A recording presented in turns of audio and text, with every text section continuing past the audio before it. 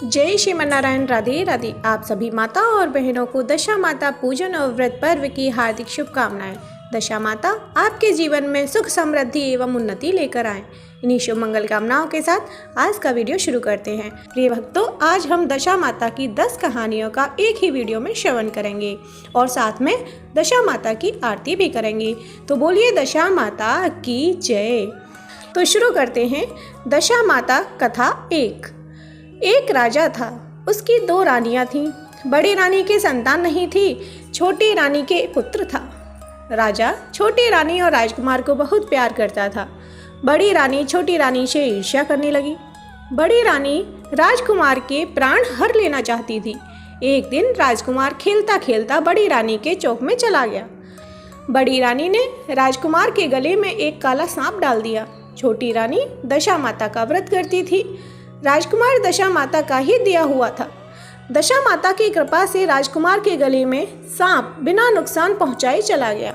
दूसरे दिन बड़ी रानी ने लड्डुओं में जहर मिलाकर राजकुमार को खाने के लिए दिए। राजकुमार जैसे ही लड्डू खाने लगा तो दशा माता एक दासी रूप धारण कर आई और राजकुमार के हाथ से लड्डू छीन लिए। बड़ी रानी का यह वार भी खा ले गया। रानी को बड़ी चिंता हुई कि किसी तरह से राजकुमार को मारना है। तीसरे दिन जब राजकुमार फिर बड़ी रानी के आंगन में खेलने गया तो रानी ने उसे पकड़कर गहरे कुएं में धकेल दिया। क्योंकि कुआं बड़ी रानी के आंगन में बना था, इसीलिए किसी को भी पता नहीं चला कि राजकुमार कहाँ गया। लेकिन जैसे ही बड़ी रानी ने राजकुमार को कुएं में धकेला तो दशा माता ने उसे बीच में ही रोक लिया। इधर दोपहर हो जाने पर राजकुमार के न लौटने पर राजा व छोटी रानी को चिंता सताने लगी। दशा माता को भी इस बात की चिंता हुई। राजकुमार को उसके माता पिता के पास किस प्रकार पहुंचाया जाए। राजकुमार को तलाश करने वाले कर्मचारी निराश होकर बैठ गए। राजा व छोटी रानी पुत्र शोक में रोने लगे।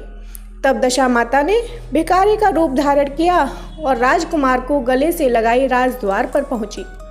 वह राजकुमार को एक वस्त्र में छिपाए हुए भिक्षा मांगने लगी। सिपाहियों ने उसे दुत्कार कर कहा, तुझे भिक्षा की पड़ी है और यहाँ राजकुमार खो गया है। सारे लोग दुख और चिंता से व्याकुल हो रहे हैं। इस पर दशा माता बोली, भाइयों, पुण्य का प्रभाव बड़ा ही विचित्र होता है। यदि मुझे भिक्षा मिल जाए तो संभव है कि खोया हुआ राजकुमार तुम लोगों को मिल जाए। यह कहकर वह देहरी पर पैर रखने लगी। सिपाहियों ने उन्हें आगे बढ़ने से रोका। उसी समय दशा माता ने बालक का पैर वस्त्र से बाहर कर दिया। सिपाहियों ने समझा कि कुंवर उनके हाथों में है, इसीलिए उसे अंदर जाने दिया। दशा माता कुंवर को लिए हुए अंदर चली गई। उसने राजकुमार को चौक में छोड़ दिया और वापस चली गई। परंतु रानी ने दशा माता रूपी भिखारिन को देख लिया। उसने कहा कि खड़ी रहो और कौन हो तुम? तुमने 3 दिन मेरे बेटे को छिपा कर रखा था।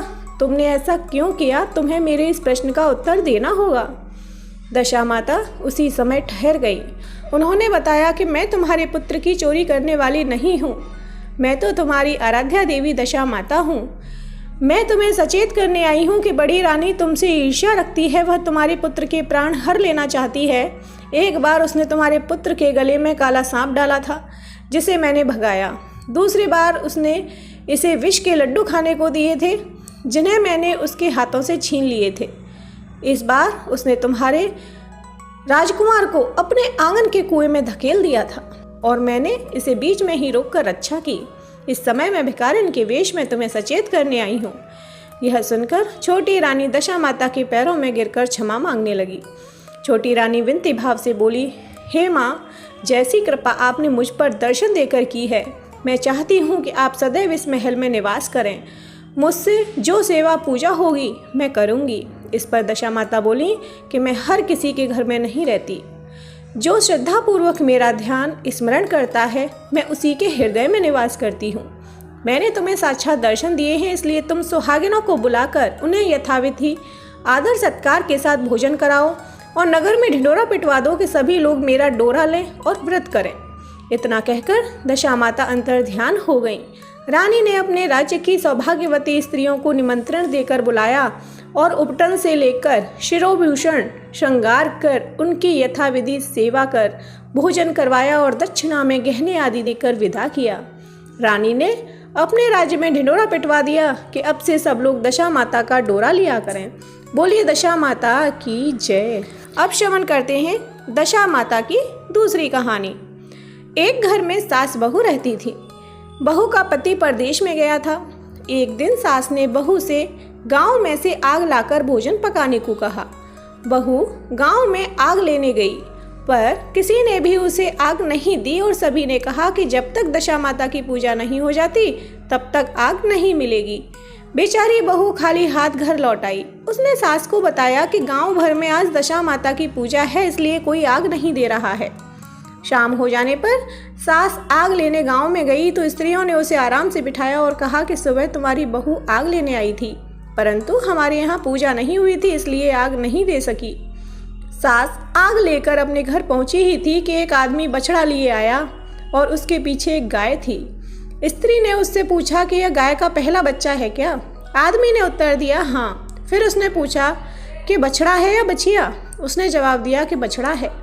सास ने घर जाकर बहू से कहा, आओ हम दोनों भी दशा माता का डोरा लें और व्रत करें। दोनों सास बहू ने डोरा लिया और सवेरे से व्रत आरंभ किया। 9 व्रत पूरे हो जाने पर 10वें दिन डोरे की पूजा की। सास बहू दोनों ने मिलकर गोल गोल 10-10 अर्थात कुल 20 फेरे बनाए। 21वां बड़ा फेरा गाय को दिया। पूजन समाप्त होने पर सास बहू दोनों पारण करने बैठ गईं। उसी समय बुढ़िया के बेटे ने परदेश से लौटकर दरवाजे पर आवाज़ लगाई। आवाज़ सुनकर माँ ने मन में सोचा कि क्या हुआ, थोड़ी देर बेटा दरवाजे पर ही खड़ा रह जाएगा, मैं पारण करने के बाद दरवाज़ा खोलूंगी। इधर बहू ने आवाज़ सुनी तो उसे रुकने का साहस नहीं हुआ। अपनी थाली का अन्न इधर उधर करके झट से पानी पीकर उठ खड़ी हुई। उसने जाकर दरवाज़ा खोला तो पति ने उससे पूछा कि अम्मा कहाँ हैं? बहू ने पूछा वह तो अभी पारण कर रही हैं। तब पति बोला मैं तुम्हारे हाथ का जल नहीं पीऊँगा, क्योंकि मैं 12 वर्ष से घर आया हूँ। इतने दिनों न जाने तुम किस प्रकार रही होगी। अम्मा आएंगी, वह जल लाएंगी, तभी जल पीऊँगा। यह सुनकर स्त्री चुपचाप बैठ गई। इतने में उसकी अम्मा पारण कर अपनी थाली धोकर पी चुकी। तब वह लड़के के पास आई। लड़के ने माँ के पैर छुए। अम्मा उसे आशीर्वाद देकर बेटे को घर में ले आई। माता ने थाली परोस कर रखी। बेटा भोजन करने लगा। उसने हाथ में पहला ग्रास ही लिया था कि फेरों के वे टुकड़े जो बहू ने अपनी थाली में फेंक दिए थे अपने आप बेटे के सामने आने लगे। बेटे ने माँ से पूछा यह सब क्या हो रहा है? माँ बोली बेटा मैं क्या जानूँ, बहू जाने। यह सुनकर बेटा आग बबूला होकर बोला ऐसी बहू मेरे किस काम की, जिसके चरित्र की तुम साक्षी नहीं हो।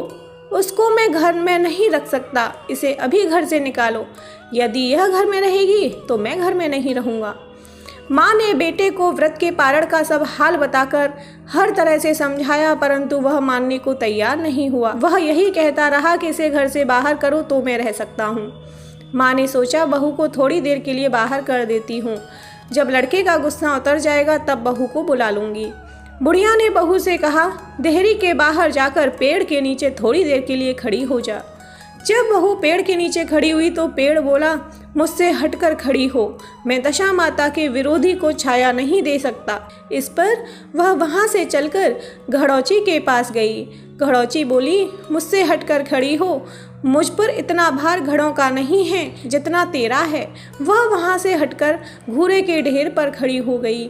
घूरे का ढेर बोला मुझ पर इतना भार कूड़े का नहीं है जितना तेरा है, चल यहाँ से हटकर कहीं और खड़ी हो जा।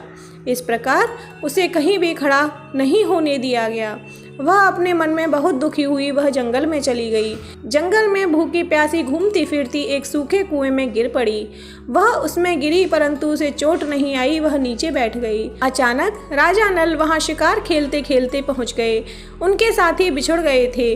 वह प्यास के कारण उसी कुएं पर आए जिसमें वह स्त्री बैठी थी। राजा नल के भाई ने कुएं में पानी के लिए लोटा डाला तो उस स्त्री ने लोटे को पकड़ लिया। भाई ने नल से कहा कि इस कुएं में किसी ने लोटा पकड़ लिया है। तब राजा नल ने कुएं पर आकर कहा कि तुम यदि पुरुष हो तो मेरे धर्म के भाई हो, और यदि स्त्री हो तो मेरी धर्म की बहन हो। तुम जो भी हो बोलो, मैं तुम्हें बाहर निकाल लूँगा। स्त्री ने आवाज़ दी। राजा ने उसे बाहर निकाल लिया तथा हाथी पर बैठाकर राजधानी ले आया। महाराज को शिकार से लौटकर महलों की ओर आते देखकर सभी ने महारानी को महाराजा के आने की सूचना दी। सेवकों ने एक स्त्री को हाथी पर बैठा देखकर रानी को बताया कि महाराजा एक नई रानी भी साथ ला रहे हैं। यह जानकर रानी बड़ी दुखी हुई। इतने में महाराज भी वहां आ पहुंचे। रानी ने हाथ जोड़कर विनती की, महाराज मुझसे ऐसी क्या गलती हो गई कि मेरे रहते आपने दूसरा विवाह कर लिया। राजा ने हंसकर उत्तर दिया कि वह तुम्हारी सौत नहीं ननद है, मेरे धर्म की बहन है। तुम्हें उसके साथ अपनी सगी ननद की तरह बर्ताव करना चाहिए। यह सुनते ही महारानी का मुख प्रसन्नता से कमल की भांति खिल उठा। वह बोली, अब तक मैं ननद का सुख नहीं जानती थी, अच्छा हुआ जो मुझे भाग्य से ननद भी मिल गई। राजा ने उसका नाम मुँह बोली बहन रखा और उसके लिए अलग महल बनवाया। उसके दिन अब सुखपूर्वक बीतने लगे। एक दिन राजा की घोड़ी का बच्चा हुआ तो राजमहल की स्त्रियां बधाई गीत गाने लगीं। मुँह बोली बहन ने अपने दासियों से कहा कि बाहर जाकर पता करो कि किस बात की बधाई गाई जा रही है। दासियों ने बताया कि महाराजा की घोड़ी ने अच्छी घड़ी में एक उत्तम बछड़े को जन्म दिया है, उसकी बधाई गाई जा रही है। मुँह बोली बहन ने पूछा, क्या घोड़ी ने पहली बार जन्म दिया है? दासियों ने उत्तर दिया, हाँ। तब मुँह बोली बहन ने महारानी के पास जाकर कहा, आओ भाभी रानी, हम तुम दोनों दशा माता का डोरा लें। रानी ने पूछा, डोरा क्या चीज़ है, मुझे समझाओ। वह बोली, दशा माता के व्रत का यह नियम है कि पहले पहल जब गाय या घोड़ी या स्त्री के प्रसव की खबर सुने तब डोरा लेकर व्रत आरंभ करते हैं। 9 व्रत करने के बाद 10वें दिन डोरे का पूजन करके विसर्जित करते हैं। इसी के साथ उसने पारण का नियम भी बताया। तब महारानी बोली, तुम्हारा व्रत तुमको फले। मैं पूड़ी और दूध की खीर खाने वाली रानी महारानी भला बनफरा गोले की पपड़ी खाकर कैसे रह सकती हूँ? ऐसा खाना खाए मेरा दुश्मन।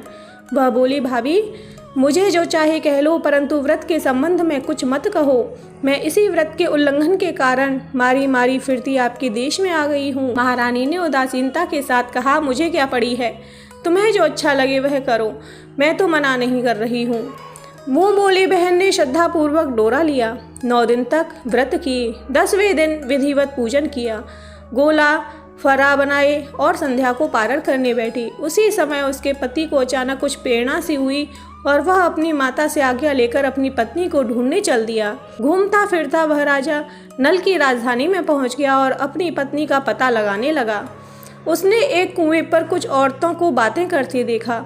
एक कह रही थी कि राजा की मुँह बोली बहन बहुत ही सुंदर स्त्री है, आजकल उसी का किया हुआ सब कुछ होता है। दूसरी स्त्री बोली, वह सुंदर होने के साथ साथ धर्मात्मा भी है, जब से आई है तभी से उसने सदाव्रत खोल रखा है, उसके दरवाजे से कोई भी व्यक्ति खाली हाथ नहीं लौटता। तीसरी स्त्री बोली, वह जैसी धर्मात्मा है वैसी सदाचारिणी भी है। चौथी स्त्री बोली, वह सदाचारिणी और सर्वप्रिय भी है, सारी प्रजा उससे खुश है। 5वीं स्त्री बोली, यह सब तो सही है, परंतु अब तक यह पता नहीं चला कि वह कौन है और कहाँ की रहने वाली है। उन औरतों की बात सुनकर वह साधु वेश में राजा नल की मुँह बोली बहन के महल के द्वार पर जा पहुँचा। वहाँ उसने भिक्षा के लिए आवाज़ लगाई तो द्वारपाल उसे भिक्षा देने लगा। उसने द्वारपाल के हाथों से भिक्षा लेने से मना कर दिया और बोला, भिक्षा देने वाली स्वामिनी के हाथ से ही भिक्षा ग्रहण करूँगा, नहीं तो अपने रास्ते चला। तब द्वारपाल ने उससे कहा, इस समय वह दशा माता का व्रत करके पारण कर रही हैं, पारण समाप्त होने के बाद ही वह तुमको भिक्षा दे सकती हैं, तब तक तुम इंतजार करो। वह चुपचाप बैठकर इंतजार करने लगा। पारण कर लेने के बाद वह मुट्ठी भर मोती लेकर आई, परंतु सामने अपने पति को पल्ला फैलाए देखकर वह मुस्कुराती हुई लौट गई। दोनों ने एक दूसरे को पहचान लिया था। महारानी ने मुँह बोली ननद को मुस्कुराते देखकर कहा, जब से तुम आई हो आज तक मैंने मुस्कुराते नहीं देखा, आज इस साधु को देखकर हंसने का क्या कारण है? मुँह बोली बहन ने उत्तर दिया कि वह साधु हमारे घर का है। रानी ने पूछा, तब वह ऐसे क्यों आया है? उसने कहा, वह अभी मेरा पता लगाने आया है। महारानी ने राजा नल से कहा कि तुम्हारी मुँह बोली बहन के घर के लोग आए हैं। राजा ने कहा, उनसे कह दो कि अभी यहाँ से घर जाकर वहाँ से हमारी हैसियत से आएं, तभी मैं बहन की विदाई करूँगा। राजा नल की मुँह बोली बहन का पति घर जाकर अपनी माँ से बोला, तुम्हारी बहू राजा नल के यहाँ उसकी बहन बनकर रह रही है। वह रोज़ सदाव्रत करती है और नियम धर्म से दिन बिताती है। तब उसकी माता ने उसे आज्ञा दी कि बहू को ले आओ। वह डोली, पीनस, बाजे गाजे, कहार आदि के साथ यथाचित सज धज कर राजा नल की राजधानी को चल दिया। राजा ने उसका यथोचित आदर सत्कार किया और कुछ दिन मेहमानी में रखकर विधि पूर्वक बहन की विदाई की। जब वह महल के बाहर निकलकर चलने लगी तो महल भी उसके पीछे पीछे चलने लगे। तब महारानी बोली, ननद जी तुम चली और मेरा महल भी ले चली, जरा पीछे मुड़कर भी तो देखती जाओ। और ज्यों ही उसने पीछे की ओर मुड़कर देखा तो राजा का संपूर्ण राजसी वैभव अचानक लुप्त हो गया। राजा की मुंह बोली बहन तो अपने पति के साथ आनंद से रहने लगी, परंतु राजा नल व रानी का यह हाल हो गया कि वे दोनों कमरी कथरी ओढ़े फिरने लगे। उनके भोजनालय में पत्ते खड़खड़ाने लगे। राजा नल ने रानी से कहा, अब हमें यहाँ से कहीं दूसरी जगह चले जाना चाहिए। रानी पतिव्रता स्त्री थी, उसने राजा की आज्ञा मान ली। चलते चलते वे एक गांव के पास पहुँचे। वहाँ पर बेरी के पेड़ पर बेर लगे हुए थे। राजा रानी दोनों भूखे थे। उन्होंने बेरों को उठाया तो बेर लोहे के हो गए। इस प्रकार राजा रानी जिस वस्तु को भी हाथ लगाते वह कंकड़ पत्थर में बदल जाती थी। इतने पर भी राजा रानी आगे बढ़ते गए। रास्ते में उन्हें एक व्यापारी मिला। व्यापारी ने राजा रानी को पहचान लिया। उसने राजा रानी के भोजन के लिए सेर भर आटा दिया। वे आटा लेकर नदी के किनारे गए। वहाँ रानी भोजन बनाने लगी और राजा नल स्नान करने चले गए। उस नदी में मछुआरे मछलियाँ पकड़ रहे थे। मछेरों ने राजा को 4 मछलियाँ दी। रानी ने मछलियाँ भूनकर रोटियाँ बना लीं। राजा नल भोजन करने बैठे तो रोटियाँ ईंट में परिवर्तित हो गईं और मछलियाँ उछलकर नदी में चली गईं। वहाँ से चलकर राजा रानी अपनी मुँह बोली बहन के यहाँ गए। बहन को जब पता चला कि भाई भाभी आए हैं तो उसने सेवकों से पूछा कैसे आए हैं। सेवकों ने कहा कि भिखारियों के हाल में आए हैं। यह सुनकर उसे बड़ी लज्जा आई। उसने राजा रानी को एक कुम्हार के यहाँ ठहरा दिया। शाम को थाल सजाकर बहन स्वयं भाभी से मिलने कुम्हार के घर गई। उसने भाभी के सामने थाल रखा तो भाभी ने कहा कि इस थाल में जो कुछ भी है उसे कुम्हार के चक्के के नीचे रख दो और चली जाओ। ननद थाल का सामान चक्के के नीचे रखकर चली गई। थोड़ी देर में राजा ने आकर रानी से पूछा, कहो बहन आई थी, क्या लाई थी? रानी ने कहा, आई तो थी पर जो कुछ लाई थी मैंने इस चकले के नीचे रखवा दिए हैं। राजा ने वहाँ देखा तो वहाँ कंकड़ पत्थरों के सिवा कुछ भी नहीं था। राजा को समझते देर न लगी कि यह सब बुरी दशा के कारण है। भला वह मेरे लिए कंकड़ पत्थर क्यों लाएगी? अब राजा रानी वहाँ से चलकर अपने मित्र के घर गए। मित्र को लोगों से पता चला तो उसने उनसे पूछा कैसे आना हुआ, तो उन्होंने उत्तर दिया भिखारियों के हाल में आए हैं। मित्र ने दुखी होकर कहा, कोई बात नहीं, जैसे आए हैं वैसे अच्छे आए, आखिर मित्र हैं, उन्हें महलों में ले आओ। मित्र ने उन दोनों का स्वागत किया, स्वादिष्ट भोजन कराया। एक कमरे में उनके लिए पलंग बिछवा दिए। उनके कमरे में एक खुटी पर 9 लखा हार टंगा था। आधी रात के समय राजा तो सो गए परंतु रानी जाग रही थी। रानी ने देखा कि हार वाली खुटी के पास दीवार में एक मोर का चित्र बना हुआ है। मोर धीरे धीरे हार को निगल रहा है। रानी ने राजा को जगाकर वह दृश्य दिखाया। राजा ने सोचा, यहाँ से चुपचाप भाग चलना चाहिए, नहीं तो सवेरे चोरी का कलंक लगेगा। तब मित्र को क्या मुख दिखाएंगे।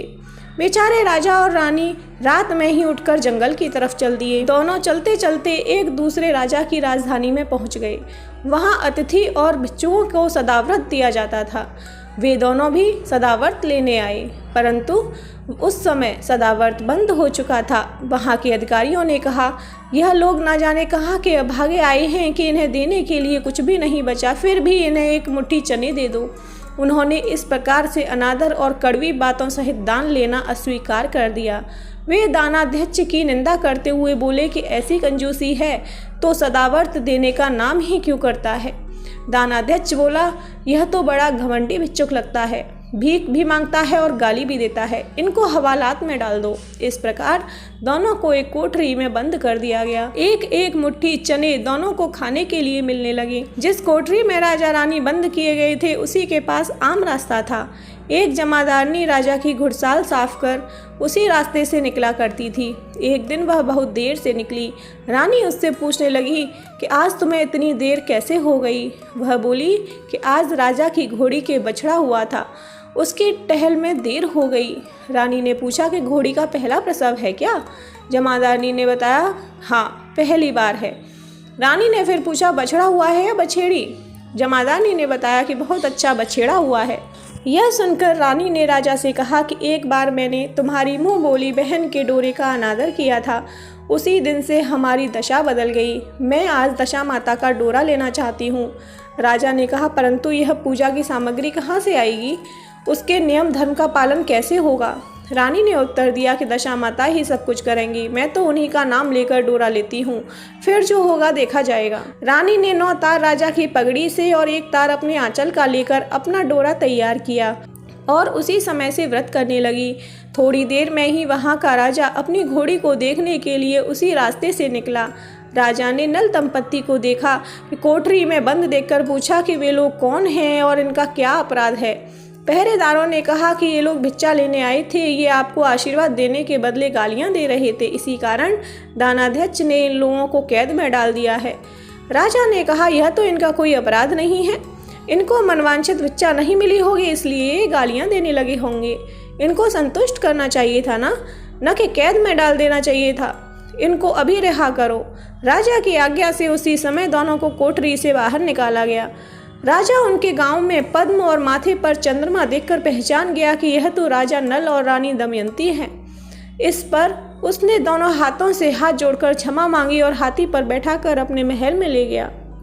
कुछ दिन तक राजा के यहाँ रहकर दोनों ने पूरे राजसी ठाट के साथ अपनी राजधानी की ओर प्रस्थान किया। रास्ते में वे पहले मित्र के यहाँ गए। मित्र ने राजा नल की आने की खबर सुनी तो लोगों से पूछा कि मित्र आए हैं तो कैसे आए। लोगों ने कहा कि अब की बार तो राजसी ठाट बाट के साथ हाथी, घोड़े, डंका, निशान, पालकी, पीनस एवं फौज को साथ लेकर आए हैं। मित्र ने कहा, अच्छी बात है, आने दो। मेरे लिए तो जैसे तब थे वैसे ही अब भी हैं, आखिर मित्र तो मित्र हैं। राजा रानी मित्र के महल में गए। मित्र ने उनको आदर सत्कार के साथ उसी स्थान पर ठहराया जिस स्थान पर पहले ठहराया था। आधी रात के समय जब राजा सो रहे थे और रानी पैर दबा रही थी, तब रानी ने देखा कि मोर का चित्र जो पहले हार को निगल गया था उसे उगल रहा है। रानी ने राजा को जगाकर यह दृश्य दिखाया। राजा नल ने अपने मित्र को बुलाकर यह दिखाया। मित्र बोला कि मैंने तब भी तुमको चोर नहीं समझा था और न अब समझता हूँ। यह दृश्य तुम्हारी बुरी दशा का फल है। आप निश्चिंत रहिए, मेरे मन में कोई मैल नहीं है। मित्र के यहाँ से चलकर राजा रानी अपनी मुँह बोली बहन के यहाँ गए। उसने सुना राजा भैया आ रहे हैं तो उसने लोगों से पूछा कैसे आ रहे हैं। लोगों ने कहा जिस प्रकार राजा को आना चाहिए उसी प्रकार से आ रहे हैं। उसने कहा उनको मेरे महल में ले आओ। जब राजा नल का हाथी बहन के महल की ओर बढ़ा तभी रानी ने कहा, आप अपनी बहन के घर जाइए, मैं तो उसी कुम्हार के घर रहूँगी जिसके यहाँ पहले ठहरी थी। राजा ने कहा, जिस कारण इतने दुख उठाए तुम फिर उससे झगड़ा मोल लेना चाहती हो, यह तुम अच्छा नहीं कर रही हो। परंतु रानी नहीं मानी, वह कुम्हार के घर ही ठहरी। राजा बहन के घर चली गई। शाम को राजा की बहन भाभी के लिए थाल सजाकर कुम्हार के यहाँ आई। उसने भाभी के सामने थाल रख दिया। भाभी सोने चांदी के गहने उतार उतार कर रखने लगी और कहने लगी, खाओ रे मेरे सोने चांदी के गहनों खाओ, हम भूखे नंगे क्या खाएंगे। यह उल्हाना सुन ननद बोली, यह उल्हाना किसे देती हो? मुझसे उस समय जो कुछ हो सका वो उस समय लाई थी, वही अब भी लाई हूँ। विश्वास न हो तो चक्के के नीचे अब भी देख लो। सचमुच चक्के के नीचे देखा तो वहाँ पर मणिक मोतियों का ढेर लगा था। रानी यह सब देखकर सन्न रह गई। वह बोली, ननद जी तुम्हारा कोई दोष नहीं है, यह तो हमारी बुरी दशा का परिणाम था। रानी ने ननद का लाया सब सामान तथा उसमें अपनी तरफ से कुछ जवाहरात मिलाकर ननद को वापस कर दिया, परंतु ननद को पूजा का न्योता देना भूल गई। वहाँ से चलकर राजा सूरा गाय के पास आए। गाय ने सेना सहित राजा को भरपेट दूध पिलाया। वहाँ से आगे चलकर वे नदी के तट पर पहुँचे तो वहाँ पड़ाव डाला, भोजन बनवाया गया। जब राजा भोजन करने बैठे तो उसी समय नदी में उछलकर गिरी हुई भुनी भुनाई मछलियाँ अपने आप थाली में गिर पड़ीं। वह रोटियाँ जो ईंट बन गई थीं फिर से रोटियाँ बन गईं। राजा ने कहा, यह सब क्या हो रहा है, कुछ समझ नहीं आता। रानी ने बताया कि ये रोटियाँ और मछलियाँ वे ही हैं जो उस दिन हमें नसीब नहीं हुई थीं। मैं यदि आपसे उस समय कहती कि तली हुई मछलियाँ जल में उछल गईं और रोटियाँ ईंट बन गईं तो आप कदापि इसे सच नहीं मानते। इसी कारण मुझे बहाना बनाना पड़ा था। अब राजा रानी अपने राजधानी की ओर बढ़े। जब राजा की फौज अपनी राजधानी के समीप पहुंची तो वहां के लोगों ने समझा कि दूसरे राजा ने राजधानी पर आक्रमण कर दिया है। वे घबरा गए। वहां के लोग नजराना लेकर राजा से मिलने गांव के बाहर आए, परंतु यह क्या, यह तो अपने राजा हैं। लोगों का प्रसन्नता का ठिकाना न रहा। वे श्रद्धा भक्ति के साथ महाराज के आगे चलकर उन्हें उनके महल में ले गए। राजा रानी ने महल में प्रवेश किया। रानी ने तुरंत दशा माता की पूजा का प्रबंध किया। उसने उस पूजा में नगर की सब सौभाग्यवती स्त्रियों को बुलाया। भगवती के भोग के लिए सब प्रकार के पकवान बनाए गए। आटे की 10 बतिया, 10 शक्कर की गुजिया, 10-10 अठवाइयाँ सुहागिनों के आंचल में डाली। सुहागिनों का श्रृंगार करके दशा माता की पूजा आरंभ हुई। कलश स्थापित करके दीपक को जलाया गया, परंतु उसकी बाती नहीं जली। इस पर पंडितों ने कहा, कोई न्योता पाने वाला न्योतने को तो नहीं रह गया है। स्मरण किया जाए, उसके आने पर दीपक जल जाएगा। रानी ने सोच विचार कर बताया कि ननद न्योतने से रह गई है। पंडितों ने कहा कि उसे फौरन बुलाया जाए। राजा ने अपना दुरदगामी रथ भेजकर अपनी मुँह बोली बहन को बुलवाया। उसके आते ही कलश का माणिक दीपक प्रज्वलित हो गया। बड़ी धूमधाम से पूजा की गई। अंत में सुहागिनों को भोजन कराकर विदा किया गया। उसी समय राजा ने राज्य में आज्ञा जारी की, मेरी प्रजा के लोग दशा माता का व्रत किया करें। भगवती माता ने जिस प्रकार राजा नल के दिन फेरे, उसी प्रकार सबके दिन फेरे। बोलिए दशा माता की जय। अब श्रवण करते हैं दशा माता की तीसरी कहानी। एक सास बहू थी। एक दिन सुबह सुबह सास ने बहू से कहा कि जाओ आग लाकर भोजन बनाओ, बड़ी भूख लगी है। बहू हाथ में कंडी लेकर आग लेने गांव में गई। उस दिन गांव भर में दशा माता की पूजा थी, इसलिए किसी के यहाँ से भी उसे आग नहीं मिली। वह खाली हाथ लौट कर आई। साय होने पर वह पड़ोसन के पास जाकर बोली कि मेरी सास तो दशा माता का डोरा नहीं लेती, परंतु अब की बार मैं डोरा लेना चाहती हूँ। मुझे पूजन की विधि भी बता देना। दोबारा जब डोरा लेने का समय आया तो बहू ने सास को बिना बताए दशा माता का डोरा ले लिया। 9 दिन वह किसी न किसी बहाने पड़ोसन के घर जाकर कथा सुनती रही। 10वें दिन उसे चिंता सताने लगी कि अब मैं पूजा कैसे करूंगी। वह मन ही मन दशा माता का ध्यान धरकर सोचने लगी कि आज सास कहीं बाहर चली जाए तो मैं शांति पूर्वक पूजा कर लूं। दशा माता की कृपा से सास बहू से बोली कि मैं आज खेतों में जा रही हूँ, यदि मुझे आने में देर हो जाए तो तुम मेरे लिए खेत पर खाना ले आना।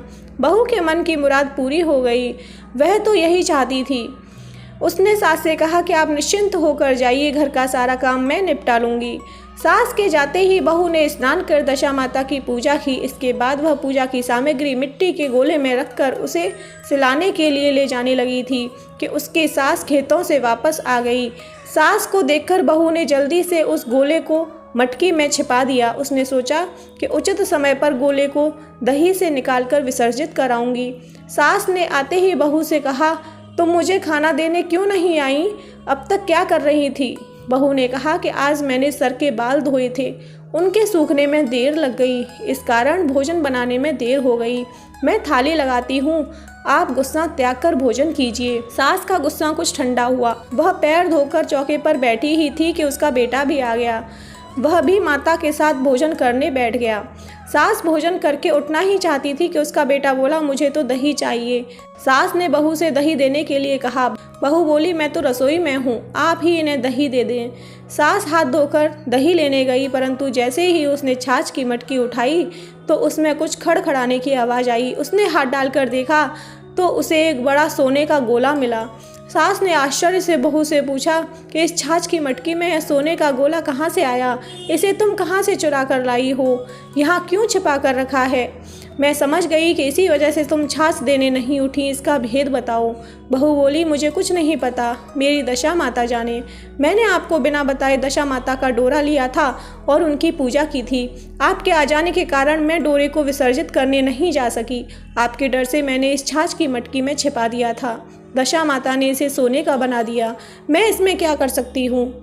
सास ने बहू को गले से लगाया और कहा कि अब मैं भी तुम्हारे साथ डोरा लूँगी और विधिवत व्रत और पूजा किया करूँगी। हे दशा माता, जैसे तुमने इसको दिया वैसे ही सब भक्तों पर कृपा करना। बोलिए दशा माता की जय। अब श्रवण करते हैं दशा माता की चौथी कथा। एक साहूकार था, उसके परिवार में 5 पुत्र, उनकी बहुएं तथा एक पुत्री थी। पुत्री का विवाह हो चुका था परंतु उसका गोना नहीं हुआ था, इस कारण वह भी अपने माता पिता के साथ घर में ही रहती थी। एक दिन साहूकार की पत्नी दशा माता का डोरा ले रही थी। उसके बहुओं ने भी डोरे लिए। बहुओं ने अपने सास से पूछा कि क्या ननद के लिए भी डोरा लेना है। सास ने कहा हाँ। इस पर बहुओं ने कहा कि उनकी तो विदाई होने वाली है, यदि व्रत से पहले ही विदा हो गई तब क्या होगा। सास ने उत्तर दिया कि मैं व्रत का सारा सामान साथ में रख दूंगी, वह अपने ससुराल में पूजा कर लेगी। ऐसा ही हुआ। उसके ससुराल से लेने उसका पति आ गया। माँ ने बेटी को विधि पूर्वक विदा किया और उसकी पालकी में पूजा का सब सामान रखवा दिया। लड़की जब अपने ससुराल पहुंची तो उसे घर के आंगन में गलीचा बिछाकर बैठाया गया। आस पड़ोस की महिलाएं नई बहू को देखने आने लगी। सब उसकी सुंदरता और गहने कपड़ों की तारीफ करने लगे।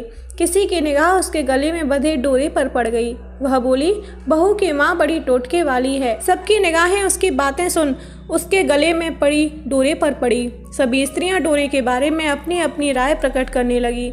शाम को सास, ननद, देवरानी, जेठानी, घर की सभी स्त्रियां भी उसी डोरे की चर्चा करने लगीं। सब डोरे की निंदा कर रही थीं। सुबह से शाम तक डोरे के बारे में सुनते सुनते बहू का दिमाग खराब हो गया। उसने डोरे को गले से उतार कर जलती हुई आग में डाल दिया। डोरे के जलते ही सारे घर में आग लग गई। घर में रखा सब धन धान जल गया। सब आदमी अपने प्राण बचाकर वहां से भाग निकले। अब घर में केवल नई बहू और उसका पति रह गया, बाकी सब भाग गए थे। घर का सारा सामान जल रहा था। घर में अब न खाने को अन्न था और न ही पहनने के लिए वस्त्र बचे थे। इसलिए दोनों पति पत्नी गांव छोड़कर रोजगार खोजने चल दिए। चलते चलते वे उसी गांव में पहुंच गए जहां की वह लड़की थी। लड़की ने अपने पति से कहा, तुम यहाँ भाड़ झोंको और मैं भी कोई काम ढूंढती हूँ। पत्नी का कहना मानकर वह भाड़ झोंकने लगा और वह स्वयं एक कुएं पर जाकर बैठ गई। उस कुएं पर सारे गांव की स्त्रियां पानी भरने आया करती थीं। उस लड़की की भाभियां उस कुएं पर पानी भरने आईं परंतु उन्होंने अपनी ननद को नहीं पहचाना। वे उससे बोली, तुम तो किसी भले घर की लड़की मालूम होती हो, कुछ काम करना चाहती हो तो बोलो। लड़की बोली, काम तो करूंगी परंतु कोई नीच काम नहीं करूंगी। बड़ी भाभी बोली, हमारी ननद ससुराल चली गई है, तुम हमारे बच्चों की देखभाल करती रहना और हमारे घर से सीधा लेकर अपना भोजन बना लिया करना। लड़की इस काम के लिए राजी हो गई। लड़की की भाभियां अपने घर आईं और सास से बोलीं, कुएं पर एक अनाथ लड़की बैठी है, वह हमारे घर रहने और बच्चों की देखभाल करने को राजी है, आप कहो तो हम उसे रख लें। सास ने कहा, खुशी से रख लो परंतु आपस में कलह मत करना। सब बहुएं राजी हो गईं। वे वापस कुएं पर आईं और उसे घर ले आईं। वह अपने भतीजे और भतीजियों की देखभाल करने लगी और अपना जीवन निर्वाह करने लगी। एक दिन दशा माता का डोरा लेने का अवसर आया। सास के कहने पर सब बहुओं ने डोरा लिया। बहुओं ने सास से पूछा कि क्या इस लड़की के लिए भी डोरा लेना है। सास ने कहा कि हाँ। बहुओं ने कहा, इसी प्रकार आपने ननद जी के लिए भी डोरा लिया था परंतु पूजा से पहले ही उनकी विदाई हो गई। अब इस लड़की को डोरा दिलाना चाहती हो, यदि यह पूजा से पहले चली गई तो क्या होगा। सास बोली, तुम्हारी ननद ने अपने घर जाकर पूजा की होगी।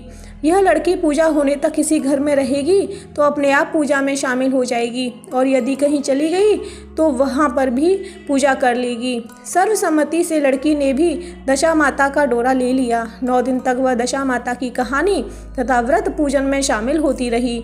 10वें दिन लड़की की माता व बहुओं ने सर से स्नान किया और घर में चौका लगाया तथा पूजन की तैयारी करने लगी। लड़की बहुओं से बोली कि यदि कोई पुराना कपड़ा मिल जाए तो मैं भी स्नान कर लूं। बहुओं ने अपनी सास से पूछकर अपनी ननद की साड़ी उस लड़की को दे दी।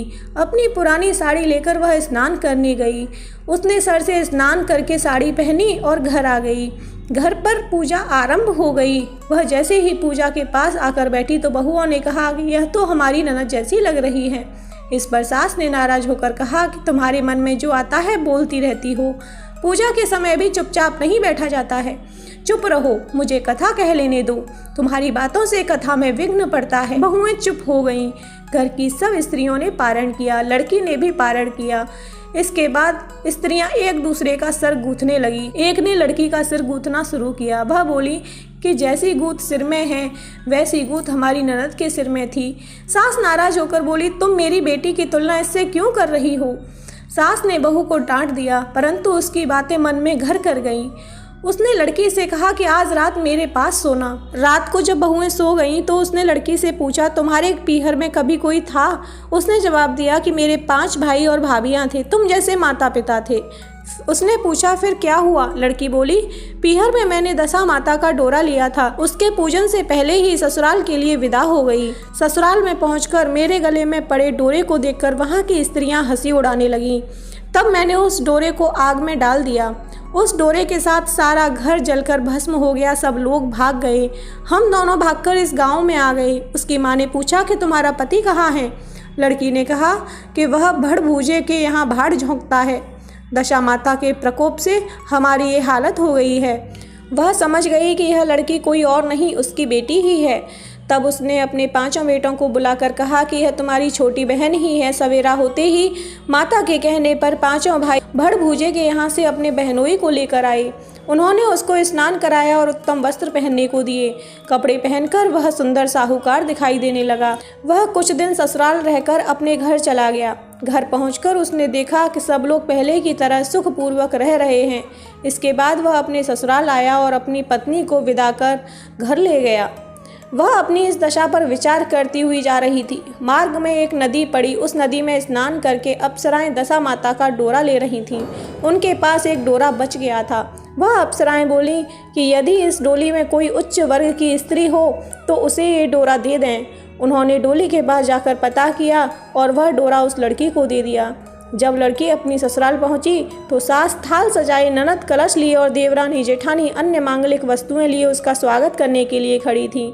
नेक दस्तूर हो जाने के बाद लड़की को आसन पर बिठाया गया। आसन पर बैठने के बाद लड़की ने कहा, आप लोगों ने पहली बार दशा माता के डोरे के लिए अपशब्द कहे थे, जिसका ये फल हुआ कि घर के सब लोग बिछुड़ गए तथा घर का धन धान्य जलकर स्वाहा हो गया। बड़ी मुसीबतें उठाने के बाद अब अच्छे दिन आए हैं। आप में से कोई भी अब मेरे दशा माता के डोरे की निंदा करने की भूल न करें। जब मेरा व्रत हो तब सब श्रद्धापूर्वक पूजा करें। सबने खुशी खुशी उसकी बात मान ली। 9 दिन तक व्रत चलता रहा। 10वें दिन विधि पूर्वक डोरे की पूजा की गई। 7 सुहागिनों को न्योता दिया गया। उनका श्रृंगार करके आंचल भरा गया। इस प्रकार दशा माता का पूजन समाप्त हुआ। जिस प्रकार दशा माता ने उस लड़की के दिन फेरे, वैसे ही वह सब पर दया करें। बोलिए दशा माता की जय। अब श्रवण करते हैं दशा माता की 5वीं कथा। एक राजा की 2 रानियां थीं।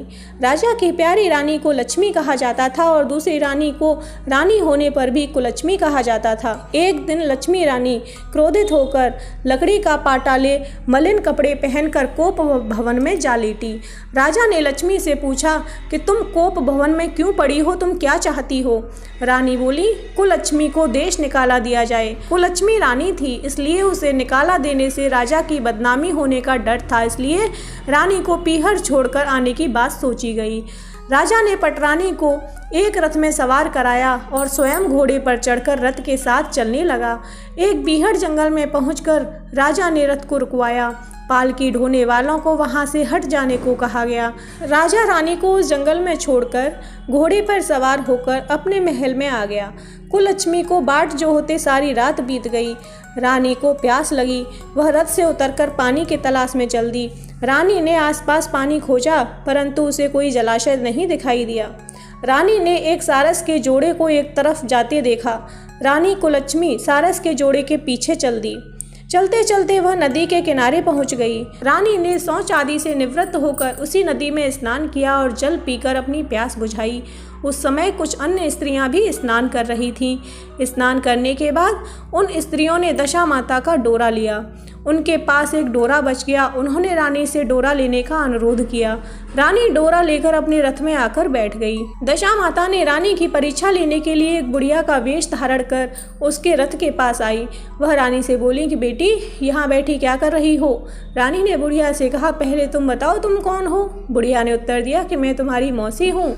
तब रानी उसके गले लगकर रोने लगी।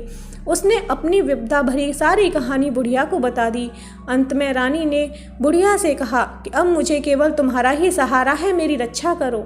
दशा माता की कृपा से उसी जगह माया का शहर बस गया। रानी के भाई भाभी आदि सारा मायका वहाँ प्रकट हो गया। रानी ने अपने पीहर के साथ मिलकर 9 दिन दशा माता की कथा कहानी सुनाई। 10वें दिन डोरे की पूजा होनी थी। उस दिन सवेरे उठकर दशा माता ने रानी से कहा कि नदी में स्नान कराओ, वहाँ तुमको स्वर्ण कलश मिलेगा, तुम उसे ले लेना और जो डोली में तुम्हें लेने आए उसमें बैठ जाना। किसी से ये मत पूछना कि यह डोली किसकी है। रानी ने नदी में स्नान किया। वह स्नान करके बाहर निकल आई तो उसे 2 स्वर्ण के कलश नदी के किनारे रखे मिले। उन्हीं के पास रेशमी वस्त्र रखे थे। उन वस्त्रों को रानी ने पहन लिया। वह चलने को तैयार हुई तो उसे डोली आती दिखाई दी। वह डोली में बैठ गई और अपने घर पहुंच गई। घर पहुंचकर उसने माया के परिवार की सब महिलाएं सहित दशा माता के डोरे की पूजा की, सुहागिनों को भोजन कराया। उसके बाद उसने पारण किया। अब रानी अपने पीहर में आनंद पूर्वक सबके साथ मिलकर रहने लगी। इधर कुछ समय बाद राजा को रानी कुलच्छमी का ध्यान आया। राजा ने विचार किया कि जिस दिन से मैं रानी को जंगल में छोड़ कर आया हूँ तब से उनका कोई समाचार नहीं मिला। चलकर देखना चाहिए कि रानी कुलच्छमी का क्या हाल है। मंत्रियों ने राजा को समझाया कि अब रानी से मिलना आपके लिए ठीक नहीं होगा, परंतु राजा ने मंत्रियों की बात पर कोई ध्यान नहीं दिया। वह घोड़े पर सवार होकर उसी स्थान पर पहुंचा जहां पर रानी को छोड़कर आया था। राजा को ये देखकर बड़ा आश्चर्य हुआ कि यहाँ तो सघन वन था, परंतु अब यहाँ रमणीक बस्ती बसी हुई है। राजा ने लोगों से पूछा कि यह कौन सी नगरी है, तो लोगों ने उसे बताया कि यह कुलच्छमी का नगर है। अब तो राजा के आश्चर्य का ठिकाना न रहा। वह बार बार सोच रहा था कि क्या यह नगर मेरी पटरानी कुलच्छमी द्वारा बसाया नगर है। राजा ने कुलच्छमी के महल के पास जाकर सूचना भिजवाई कि उनसे अमुक देश के राजा मिलना चाहते हैं। रानी ने राजा को पहचान कर मिलने से मना कर दिया, परंतु मौसी ने उसे समझाया कि हिंदुओं में तो पति परमेश्वर माना जाता है। तुम्हें यही उचित है कि तुम यथाशक्ति उनका आदर सत्कार करो। मौसी के कहने पर रानी कुलच्छमी ने राजा को महल में बुलवाया। दोपहर को राजा को भोजन पर बुलवाया। राजा के साथ नाई भी था। रानी राजा और नाई को भोजन कराने लगी। पहली बार रानी ने नाई की पतल पर भोजन परोसा तो नाई ने रानी के पैर पर एक छिटा लगाया। रानी इस भेद को नहीं समझ सकी कि नाई ने उसके पैर पर रायते का छींटा क्यों मारा। रानी दूसरी बार पोशाक बदलकर फिर आई। राजा मन में सोचने लगा कि यहाँ तो बहुत सारी रानियाँ हैं, सबकी शकल एक जैसी ही है, मैं अपनी रानी को कैसे पहचानूंगा। डेरे आकर राजा ने नाई से कहा कि यहाँ तो कई रानियाँ हैं, मैं अपनी रानी को कैसे पहचानूं। नाई बड़ा चतुर था, बोला रानी तो एक ही है, परंतु वह पोशाक बदल बदल कर हमारे सामने आ रही है। राजा ने नाई से पूछा, तुझे कैसे पता चला कि रानी एक ही है। नाई बोला कि मैंने उनके पैर पर रायते का छींटा मारा था।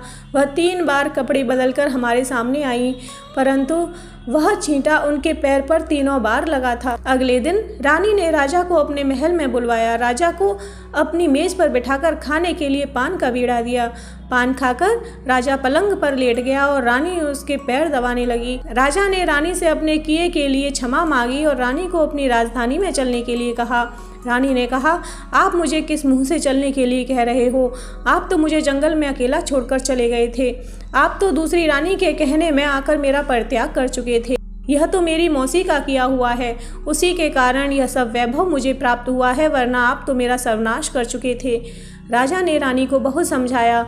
तब रानी बोली कि मैं केवल एक शर्त पर आपके साथ चल सकती हूँ। आप मेरी मौसी से वरदान मांगेंगे कि यह नगरी आपकी राजधानी के पास पहुँचा दें, जिससे जब मेरा मन चाहे मैं आपके पास रहूं और जब जी चाहे तो मौसी के दिए महल में चली जाऊं। मेरी मौसी बड़ी दयालु हैं, संभव है कि वह हमारी बात मान जाएं। राजा ने दशा माता मौसी से प्रार्थना की। मौसी ने राजा की बात मानकर दोनों शहरों को पास पास स्थापित कर दिया, मानो एक दूसरे का ही भाग हों। राजा ने दशा माता की कृपा का फल जानकर शहर में ढिंढोरा पिटवाया कि उसकी प्रजा दशा माता की पूजा किया करे। भगवती दशा माता ने जिस प्रकार कुलच्छमी पर दया करी, वैसे ही दया सब जनों पर करें। बोलिए दशा माता की जय। अब श्रवण करते हैं दशा माता की 6वीं कथा। एक राजा था, उसकी रानी कोमलांगी थी। वह फूलों की शैया पर सोया करती थी। एक दिन फूलों के साथ कच्ची कली भी आ गई। कच्ची कली के कारण उसे रात को नींद नहीं आई। वह करवटें बदलती रही। राजा ने पूछा, प्रिय, आज क्या बात है जो तुम्हें नींद नहीं आ रही है?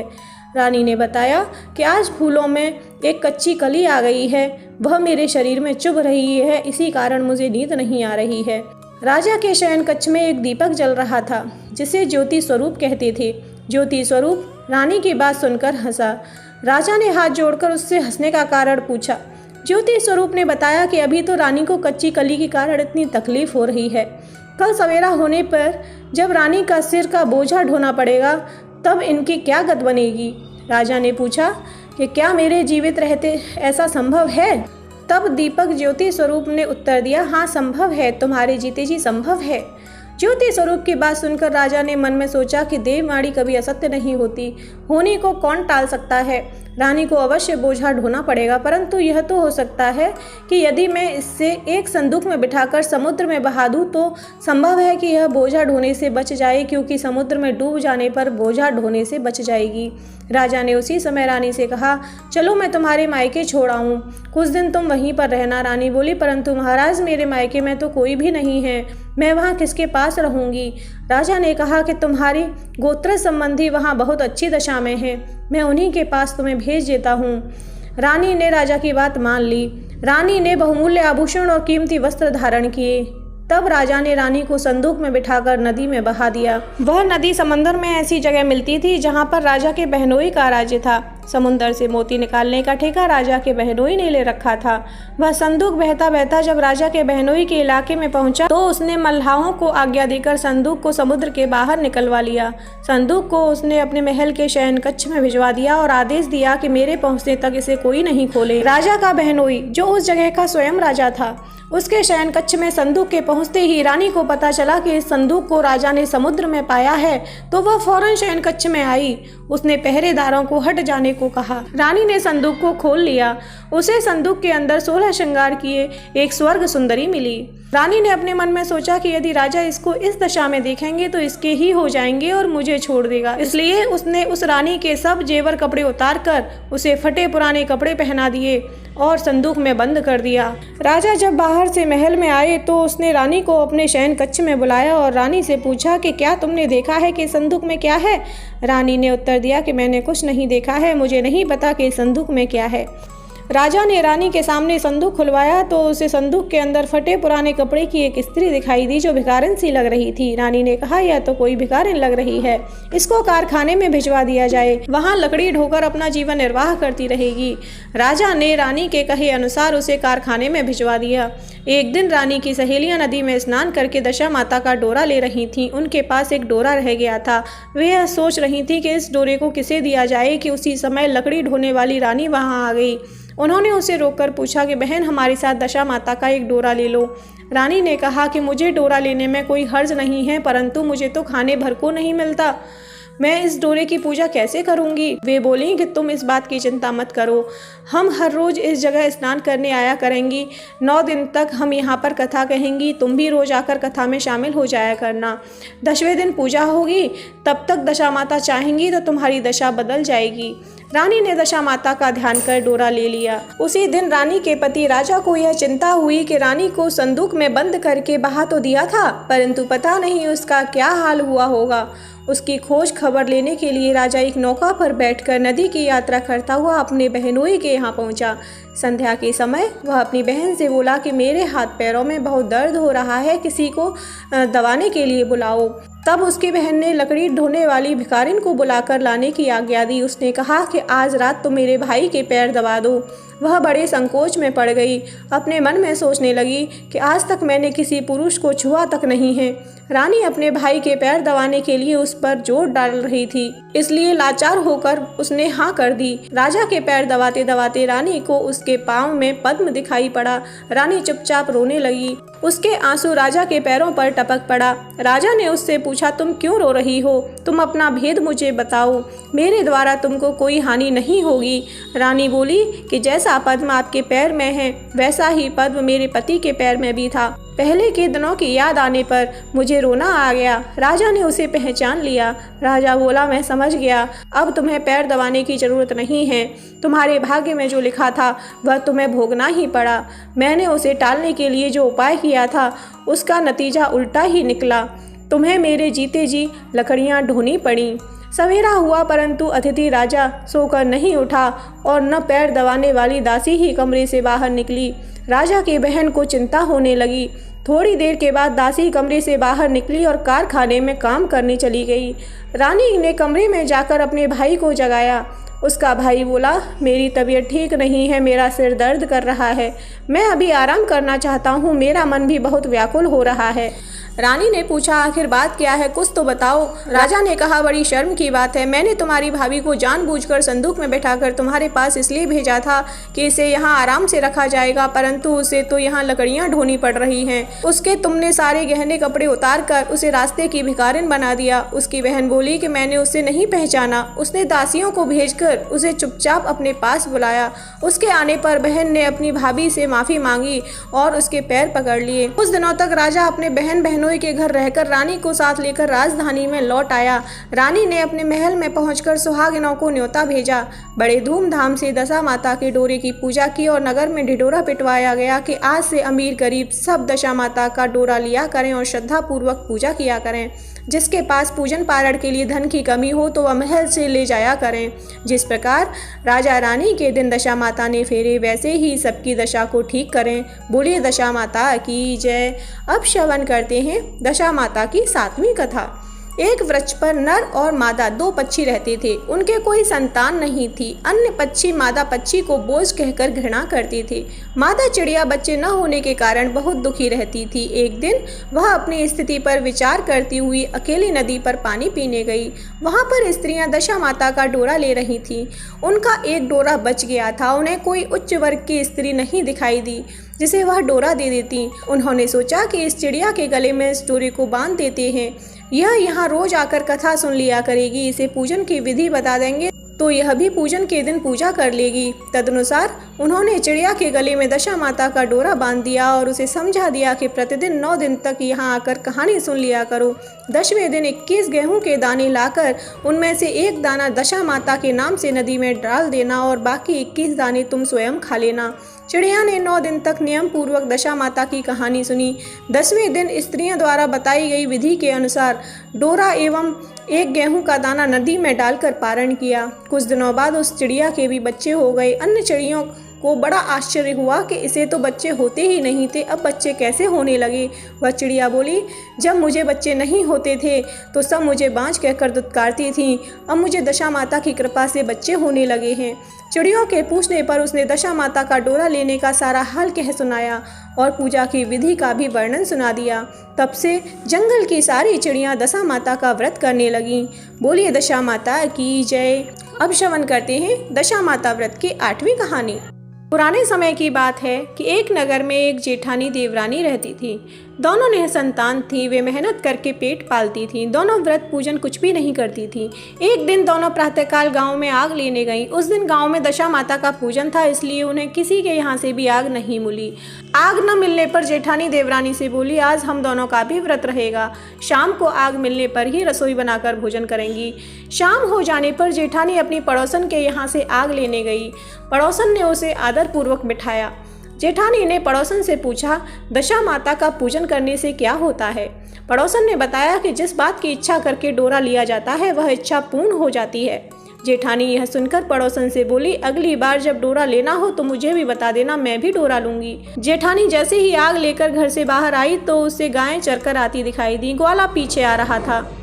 उसके कंधे पर एक बछड़ा था और एक गाय बछड़े को चाटते हुए चल रही थी। पड़ोसन ने ग्वाले से पूछा, तुम्हारी गाय के पहली बार प्रसव हुआ है क्या। ग्वाले ने बताया कि हाँ। पड़ोसन ने फिर पूछा कि गाय ने बछड़ा दिया है या बछिया, तो ग्वाला बोला कि बछड़ा है। यह जानकर जेठानी ने पड़ोसन से कहा कि घर जाकर दशा माता का डोरा ले लो। 9 दिन तक व्रत रखकर कथा सुनना तथा 10वें दिन सिर सहित स्नान करके पूजन करना। दशा माता चाहेंगी तो 10 दिन के भीतर ही तुम्हारी मनोकामना पूर्ण हो जाएगी। जेठानी ने घर जाकर सारी बातें देवरानी को बताई। दोनों ने दशा माता से मनौती मांगी कि यदि हम दोनों की संतान होगी तो हम सुहागिनों को न्योता देंगे। दोनों ने दशा माता का डोरा लिया। दशा माता की कृपा से डोरे की पूजा से पहले ही दोनों देवरानी जेठानी गर्भवती हो गई। 9 महीने 9 दिन के बाद दोनों के यहाँ 2 लड़कों ने जन्म लिया। बालकों के नामकरण संस्कार के बाद देवरानी ने जेठानी से कहा कि हमने जो सुहागिनों को नौतने की मनौती मांगी थी अब उसे पूरा करना चाहिए। जेठानी ने कहा कि अभी ऐसी क्या जल्दी है, जब लड़कों का अन्नप्राशन संस्कार होगा तब सुहागिनों को न्योता देंगे। जब लड़कों का अन्नप्राशन संस्कार हुआ तब देवरानी ने जेठानी से सुहागिनों को न्योता देने की बात कही, परंतु जेठानी ने बात को टाल दिया और कहा कि लड़कों के मुंडन संस्कार पर सुहागिनों को न्योता देंगे। होते होते कुछ समय बाद लड़कों का मुंडन संस्कार भी हो गया। देवरानी ने जेठानी को सुहागिनों को न्योतने की बात कही। जेठानी बोली, लड़कों की सगाई के समय ही सुहागिनें न्योती जाएंगी। लड़के बड़े हो गए, उनकी सगाई भी हो गई, परंतु जेठानी ने अब की बार भी सुहागिनें नहीं न्योती। जेठानी बोली, जिस दिन लड़कों के फेरे होंगे उसी दिन सुहागिनों को न्योता देंगे। इस पर देवरानी बोली, बहन तुम्हारी जब इच्छा हो तब सुहागिनों को न्योता देना, परंतु मैं तो लग्न के दिन ही सुहागिनों को न्योत दूंगी। देवरानी ने लग्न के दिन ही सुहागिनों को न्योता दिया, परंतु जेठानी ने कुछ भी परवाह न की। लग्न के बाद मातृ का पूजन करके दोनों दूल्हे बारात सजाकर बैंड बाजे सहित ब्याहने चल दिए। देवरानी के बेटे का विवाह बड़े धूमधाम से सकुशल पूर्ण हो गया, परंतु जेठानी ने सुहागिनों को न्योता नहीं दिया था, इसलिए दशा माता ठीक फेरों के समय उसे उठाकर ले गईं। दूल्हे के सहसा गायब हो जाने के कारण वर कन्या दोनों में हाहाकार मच गया। उसकी बारात खाली हाथ घर लौट कर आई, परंतु लड़की की माता बड़े संकट में पड़ गई। इस अधव्याही लड़की से कौन ब्याह करेगा। पड़ोस की चतुर सहेलियों ने लड़की की माता को समझाया कि ब्याह का जो सामान बचा है उस सामान को लड़की के हवाले कर दिया जाए। लड़की भिखारियों को सदाव्रत देने लगी। एक दिन एक साधु तीर्थ यात्रा करता हुआ वहां आया। गांव से घने जंगल में एक पीपल का पेड़ था। लोग इस पीपल के पेड़ को पारस पीपल कहते थे। उसी पेड़ पर दशा माता का निवास था। साधु चलता चलता शाम को उसी पेड़ के नीचे ठहर गया। झाड़ूदार ने आकर उसी पेड़ के पास के मैदान में झाड़ू लगाई। भिस्ती ने मस्क से वहां पर छिड़काव कर दिया तथा माली ने यह फूल बिखेर दिए। तब अनेक देवता अनेक प्रकार की पोशाक पहनकर आने लगे तथा स्थान पर बैठने लगे। सबसे बाद में स्वर्ग के राजा इंद्र का सिंहासन उतरा। इसी के साथ स्वर्ग की अप्सराएं आकर सिंहासन के चारों ओर नाचने लगी। उसी समय अधव्याही लड़के को गोद में लेकर दशा माता पीपल के पेड़ से उतरी। इंद्र के साथ स्वर्ग से एक सूरा गाय भी आई थी। उसने 2 गिलास दूध दिया था। लड़के ने अधव्याहे के भाग का 1 गिलास अलग रख दिया गया। दूसरे गिलास का दूध भी पी लिया। जब तक अप्सराओं का नाच गाना होता रहा, दशा माता लड़के को गोद में लेकर बैठी रही। प्रातःकाल होते ही देवताओं का दरबार भंग हुआ। साधु भी वहां से चलकर गांव में आया। साधु महाराज गांव में भिक्षा मांगते मांगते अधव्याहे लड़की के घर पर पहुंचा। लड़की ने आदर पूर्वक साधु को बैठाया और भोजन तैयार किया। लड़की ने 3 पत्तल परोस कर रखे। पहली पत्तल अधव्याहे अपने पति के लिए रखी, दूसरी पत्तल बाबा जी के सामने रखी और 1 पत्तल अपने सामने रखी। बाबा ने अपने आप कहा, वाह, जो बात मैंने रात वहाँ देखी वही बात यहाँ भी देखने को मिल रही है। लड़की ने पूछा, क्या बात है बाबा जी। साधु बाबा ने बात टालते हुए कहा कि हम बैरागी लोग ऐसी अनेक बातें करते रहते हैं, तुम्हें ऐसी बातों से क्या मतलब, तुम तो भोजन करो और भगवान का भजन करो। लड़की ने हट पकड़ ली। उसने कहा कि जब तक आप अपनी कही बात का खुलासा नहीं करेंगे मैं भोजन नहीं करूंगी। इस पर भी साधु बाबा चुप रहे। तब लड़की बोली कि आप साधु हैं और मैं सती हूँ, आप या तो अपने कथन को स्पष्ट कीजिए कि आपने रात में क्या देखा, नहीं तो मैं आपको शाप दे दूंगी। तब साधु बाबा ने रात का सारा किस्सा कह सुनाया। यह सुनकर लड़की ने बाबा के साथ पीपल के पेड़ के पास जाने का निश्चय कर लिया। साधु बाबा आगे आगे चले और लड़की उनके पीछे पीछे चलती रही। साधु बाबा लड़की को पारस पीपल के पास छोड़कर चले गए। संध्या होने पर नित्य की तरह जमादार ने झाड़ू लगाई, भिस्ती ने अपनी मास्क से पानी का छिड़काव किया और माली ने फूल बिछाए। देवताओं के साथ राजा इंद्र आए। अप्सराओं का नाच गान प्रारंभ हुआ। उसी समय दशा माता पीपल के पेड़ पर से उतरकर दरबार में बैठ गईं। लड़के ने सूरा गाय का दूध लिया और 1 गिलास अधव्याही लड़की के लिए रख दिया। जैसे ही लड़के ने दूध का गिलास मुंह पर लगाया, त्यों ही लड़की दूसरा गिलास हाथ में लेकर वर के सामने आ गई। वह बोली, अपना भाग लेने के लिए मैं उपस्थित हूँ, मेरे लिए क्या आज्ञा है, मैं सेवा करने के लिए तैयार हूँ।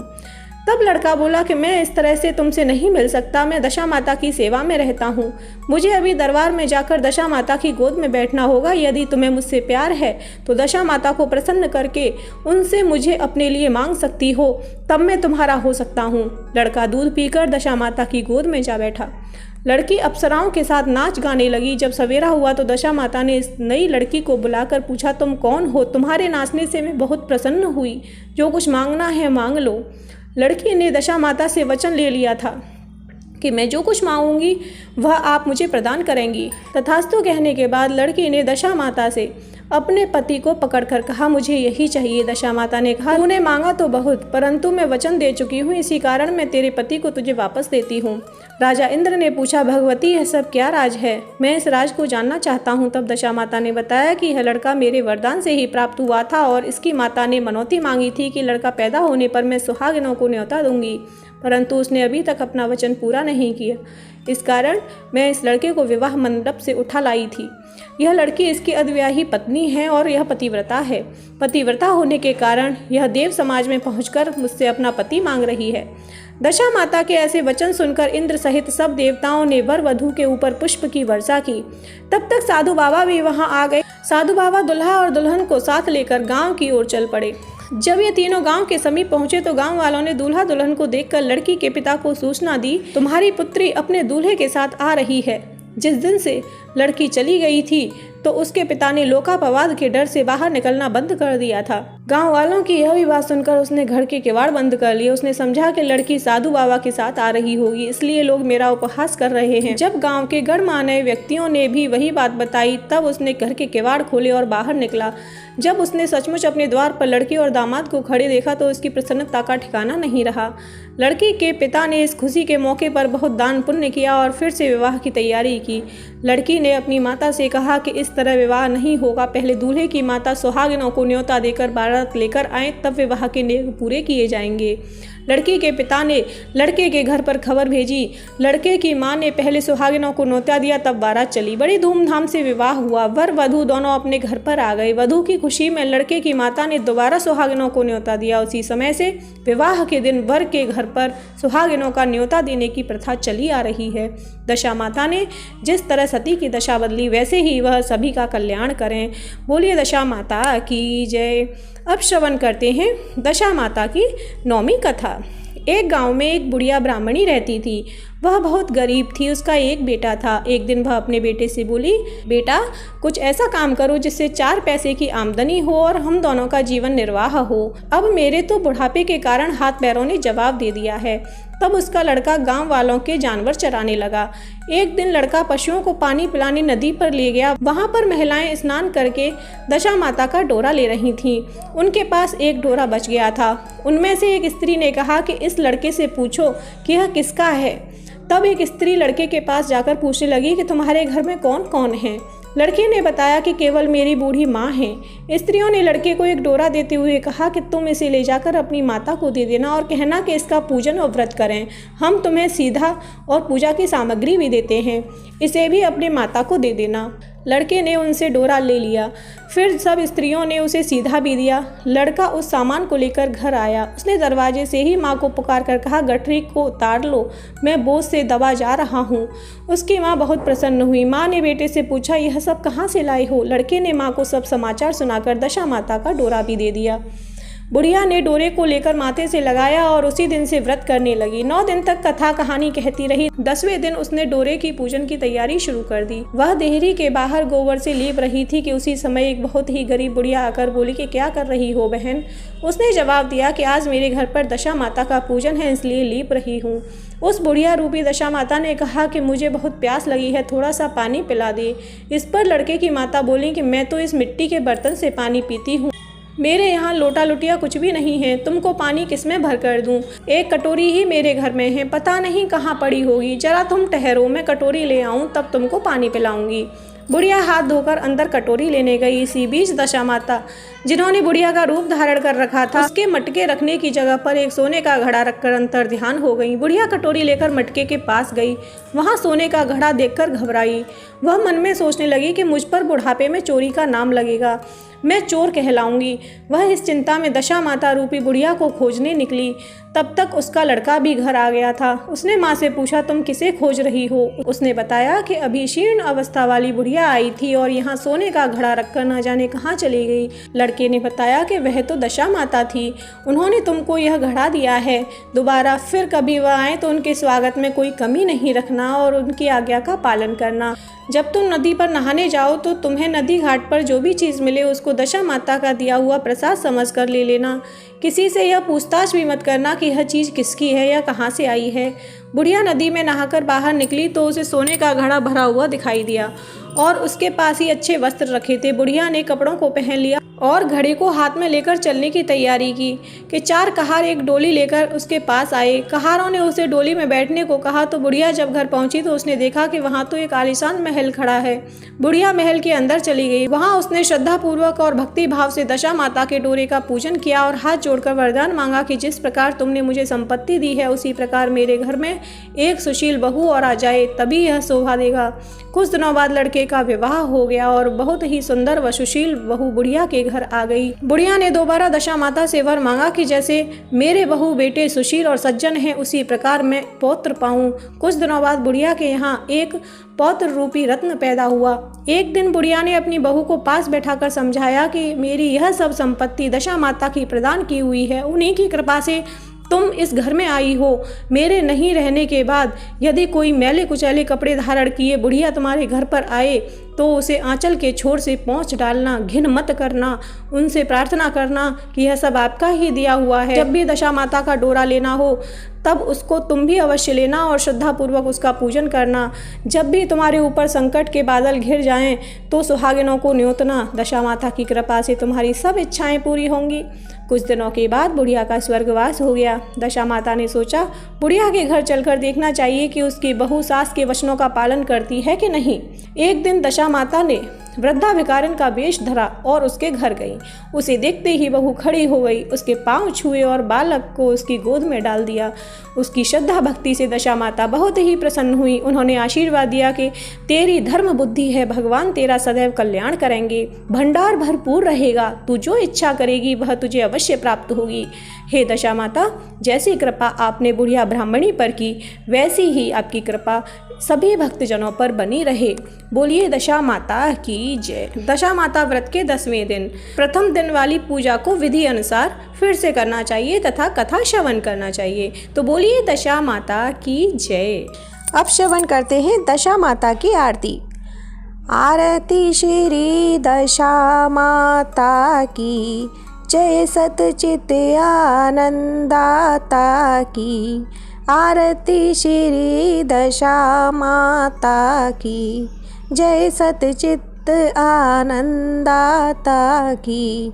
भयभंजन अरु दशा सुधारिणी, पापिताप कलि कलुष विदारिणी। शुभ्रलोक में सदा विहारिणी, जय पालिनी दिन जनन की। आरती श्री दशा माता की जय, सतचित आनंदाता की। अखिल विश्व आनंद विधायिनी, मंगलमयी सुमंगलदायिनी। जय पावन प्रेम प्रदायिनी, अमेय राग रस रंग रली की। आरती श्री दशा माता की जय, सतचित आनंदाता की। नित्यानंद भयो आलादिनी, आनंद घन आनंद प्रसादिनी। रसमय रसमय मन उन्मादिनी, सरस कमलिनी विष्णुवाली की। आरती श्री दशा माता की जय, सतचित आनंदाता की। बोलिए दशा माता की जय।